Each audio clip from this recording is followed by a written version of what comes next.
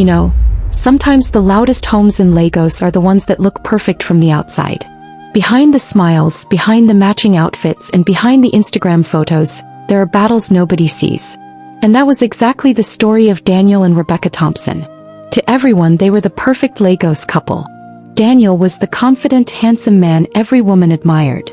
Rebecca was calm, beautiful, the gentle type whose presence could soften even the hardest moment. Together they looked unshakable. But looks, as you know, can deceive. Everything started quietly, the kind of quiet that makes you uncomfortable. One Tuesday evening, Rebecca noticed Daniel acting differently. He spoke less. He avoided eye contact. He sat at the table like someone carrying a heavy secret. She didn't ask questions. She simply assumed he was tired from work. After all, Lagos stress is not a small thing. But Lagos has a way of exposing what people try to hide. The next morning, their dramatic neighbor, Grace, stormed into their house without knocking. Grace always behaved like she was acting in a movie. Her eyes wide, her voice loud, her expressions exaggerated. "Rebecca," she shouted. "What my eyes saw yesterday, and your husband is playing with fire." Rebecca froze. She didn't like gossip, but the fear in Grace's voice made her listen. "I saw Daniel talking to one woman outside his office. Their faces were too close. This one is not greeting, oh. They were arguing like people with something between them." Rebecca didn't react. She didn't shout. She didn't defend Daniel. She just quietly walked back inside the house and sat down. Sometimes silence is the only thing that makes sense when your heart is confused. Days went by and Daniel's strange behavior continued. Until one afternoon, Rebecca found a text message on his phone. A message that made her hands tremble. "We need to talk. You can't keep pretending. I won't be the secret anymore." Her heart fell. That night she asked Daniel calmly, "Is there anything I should know?" He sighed deeply. "There's nothing, Rebecca. Just work stress."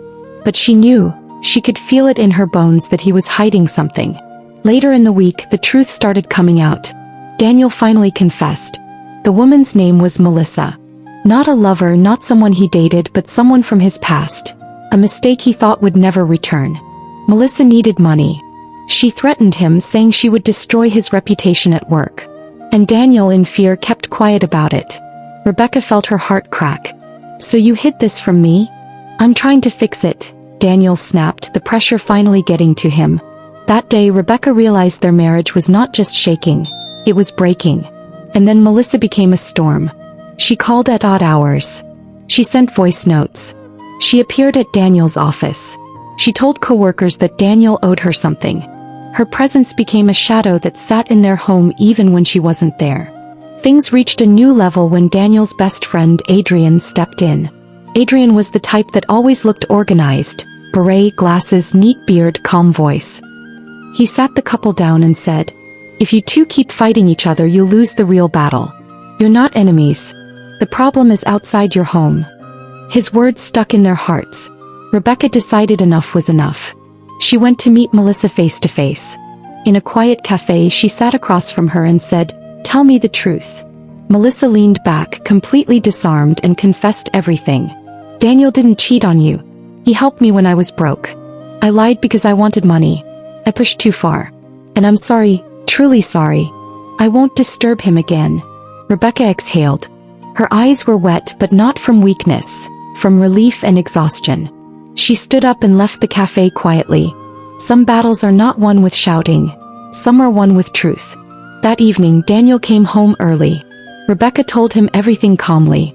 And for the first time in a long while, Daniel broke down. "Rebecca, I'm sorry. I should have told you from the beginning. I didn't want to lose you." She looked at him and said softly, "You hurt me, but I still choose us." Daniel held her like a man who had almost lost everything. They stayed that way for a long, long moment. The healing process wasn't easy. They went for counseling. They looked more. They prayed together. They rebuilt their trust slowly, one honest conversation at a time. Weeks later, Daniel surprised Rebecca. He took her to the exact place he first asked her to be his girlfriend. A small, quiet spot where Lagos noise sounded far away. He held her hands and said, "Let's start again. No secrets. No fear. Just honesty." Rebecca smiled gently. "Then let's build a better Lagos marriage." The wind blew lightly. The city lights glowed softly, and for the first time in a long while, their hearts felt whole again.